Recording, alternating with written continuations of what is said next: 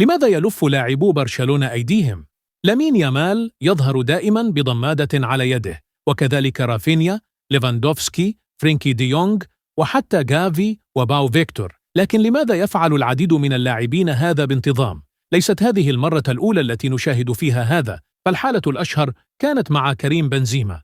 لكن المهاجم الفرنسي كان يعاني بالفعل من إصابة في إصبعه الصغير. أما في حالة برشلونة فإن الأمر لافت للأنظار، لأن اللاعبين غير مصابين، إذ يبدأون المباريات بالضمادة في الشوط الأول ثم يزيلونها في الشوط الثاني، مما أثار انتباه الجماهير والمعلقين.